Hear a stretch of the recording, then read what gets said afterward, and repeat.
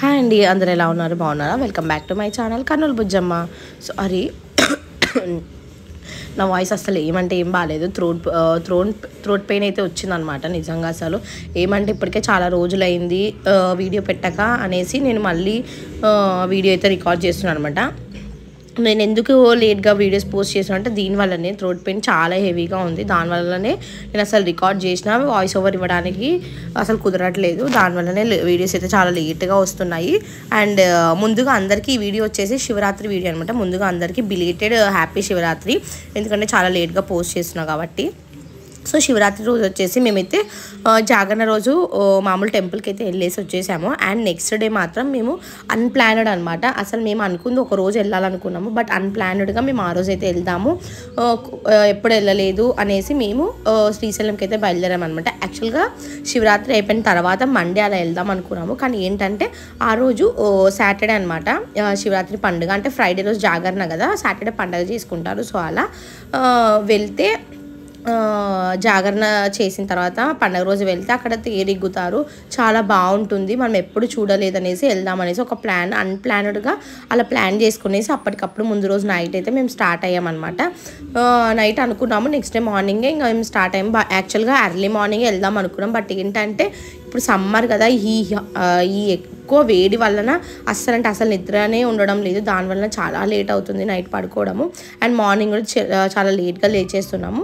So అలా మేము ఇంటి దగ్గర నుంచి అయితే బయలుదేరాము. ఎవ్రీ టైమ్ ఎప్పుడైతే శ్రీశైలంకి వెళ్తామో బై బస్ కాకుండా మనం వెహికల్తో వెళ్తే మాత్రం పక్క ఇక్కడ ఎల్లమ్మ తల్లిని మనమైతే దర్శించుకొని మనం శ్రీశైలంకి అయితే బయలుదేరుతాం అనమాట. నాట్ ఓన్లీ మీ అంటే నేను ఒక్కటే కాదు, ప్రతి ఒక్కరు వెహికల్లో ఎవరైతే వెళ్తుంటారో వాళ్ళందరూ ఇక్కడ టెంపుల్ని అమ్మవారిని దర్శించుకొని మళ్ళీ స్టార్ట్ అయితే అవుతారనమాట శ్రీశైలానికి.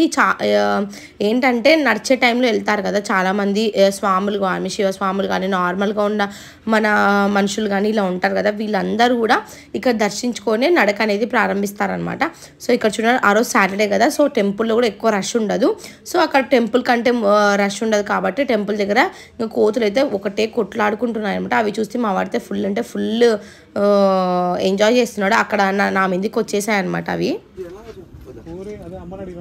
అమ్మని అడిగిరాపో, అమ్మ నీకు పూరే దోశనా?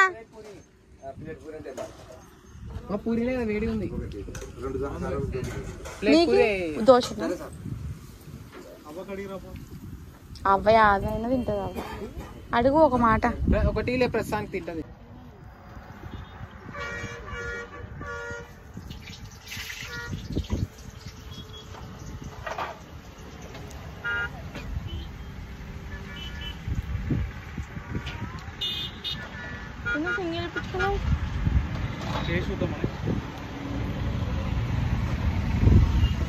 ఏమంట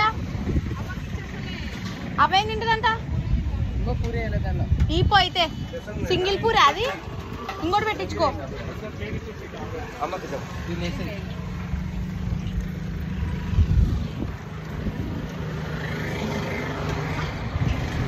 అలా మా జర్నీ అయితే సాగించేసాము. అక్కడ టిఫిన్ అయితే చేసేసి ఇంకా మళ్ళీ జర్నీ అయితే స్టార్ట్ చేసామంటే. యాక్చువల్లీ ఇక్కడ ఏంటంటే ఇక్కడ ఘాట్ సెక్షన్ అనమాట. అంటే నందికొట్కూరు, ఆత్మకూరు దాటిన తర్వాత ఘాట్ సెక్షన్ అనేది వస్తుంది. నిజంగా అండి మేము ఆ రోజు అయితే చాలా ట్రాఫిక్ ఉంటుంది అనుకున్నాము, బట్ ఉంది ట్రాఫిక్ అయితే. బట్ ఏంటంటే ఘాట్ సెక్షన్ కూడా చాలా జాగ్రత్తగా కాన్సన్ట్రేషన్ అంతా డ్రైవింగ్ మీదనే పెట్టుకొని మరీ వెళ్ళాలన్నమాట.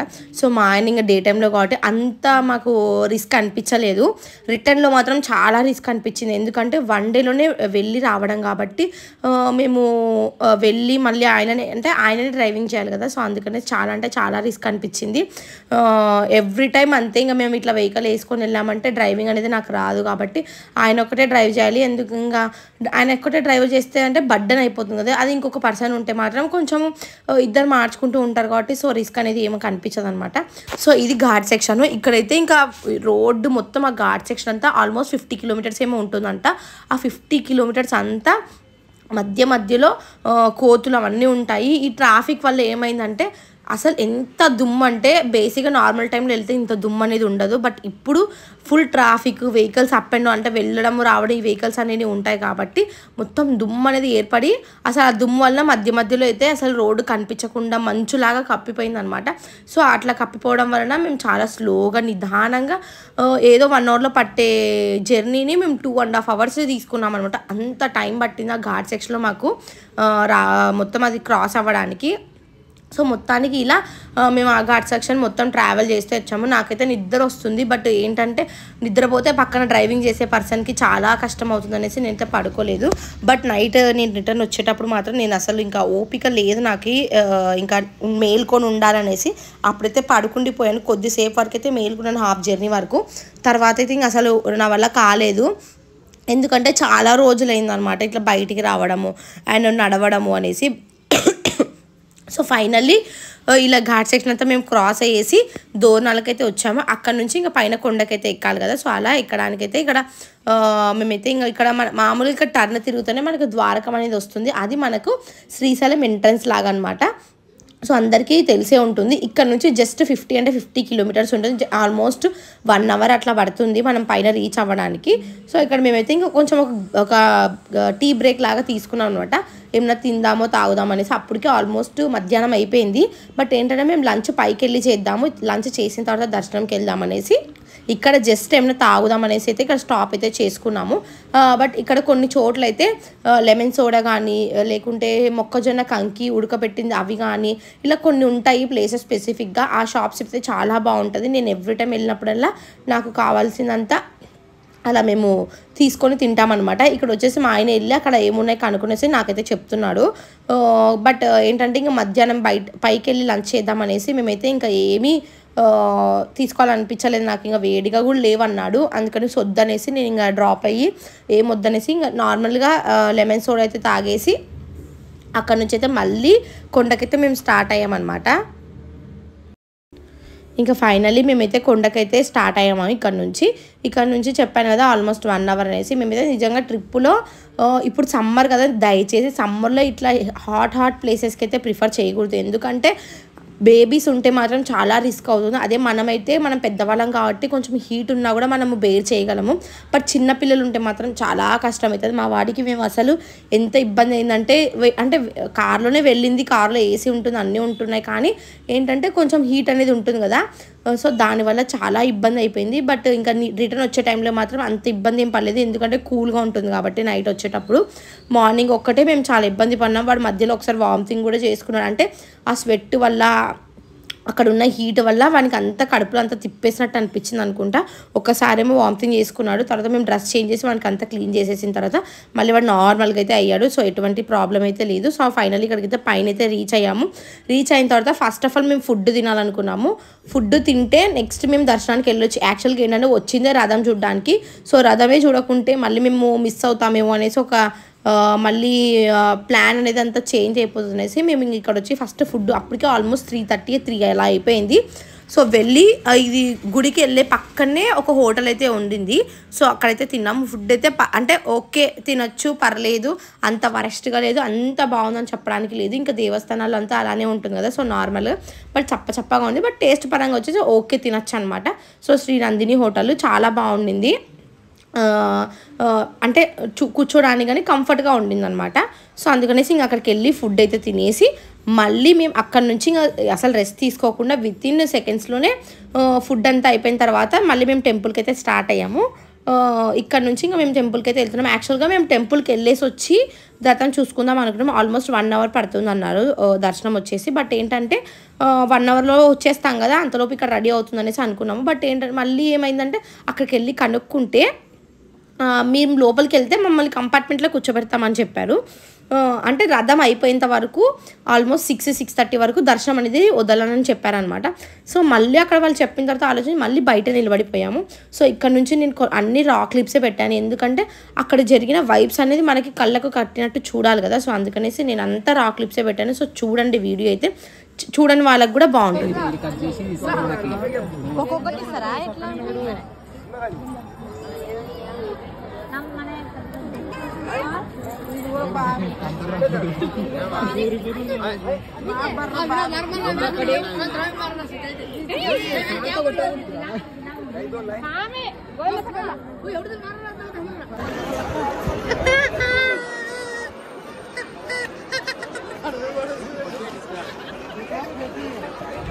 జరుగురా శివ.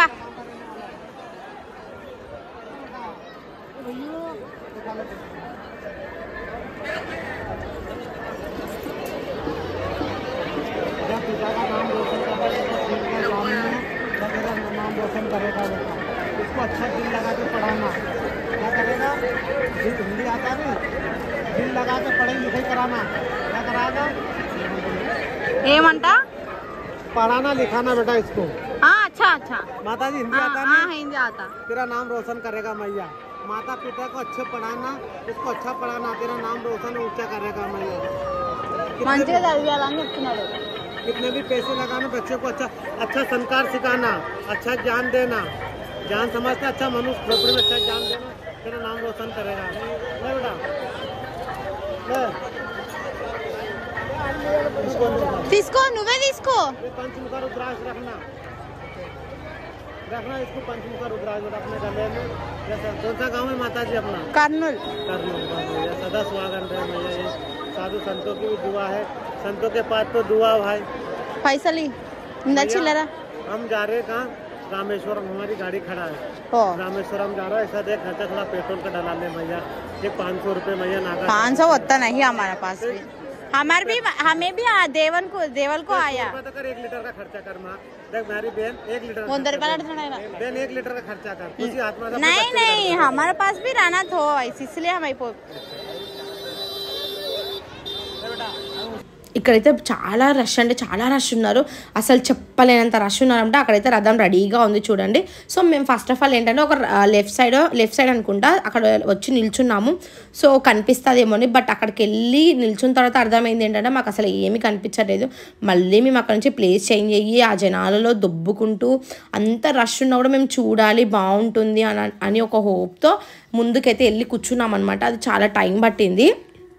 సో ఇక్కడైతే మొత్తం దేవుళ్ళని తీసుకొచ్చి హారతి ఇచ్చి అందరినీ దేవుళ్ళని పైన రథంలో కూర్చోబెట్టి ఊరేగిస్తారు కదా. సో అదే ఇక్కడ జరుగుతుంది చూడండి. ఎంత రష్ ఉన్నారంటే ఈవెన్ స్పేస్ కూడా లేదు వెళ్ళడానికి. అండ్ ఈ రథంతో పాటు చాలా ప్రోగ్రామ్స్ అంటే కోలాటం కానీ, డాన్సులు కానీ, డ్రమ్స్ కానీ చాలా అంటే చాలా జరుగుతాయి. ఇది ఫస్ట్ టైం నేను చూడడము. సో మీరు కూడా ఎప్పుడైనా ఇలా శ్రీశైలంకి వెళ్ళి ఇలా పండుగ రోజు శివరాత్రి రోజు మీరు చూసారా? చూసింటే మీ ఫీలింగ్స్ ఏంటి, మీకు ఎలా అనిపించింది, ఎంత బాగా ఎంజాయ్ చేశారు అనేది కింద కమెంట్స్ అయితే చేయండి. నాకైతే చాలా హ్యాపీగా అనిపించింది. ఫస్ట్ టైం చూస్తున్నాను, కొత్త ఫీలింగ్ అనమాట. ఎప్పుడు నేను ఇలాంటివి అయితే చూడలేదు. అంటే నార్మల్గా రథం అనేది శివరాత్రి రోజు మామూలు మా అత్త వాళ్ళ ఊర్లో అయితే చూసాను, ఇక్కడ చూడడం అయితే చాలా ఫస్ట్ టైము. సో చాలా బాగా అనిపించింది.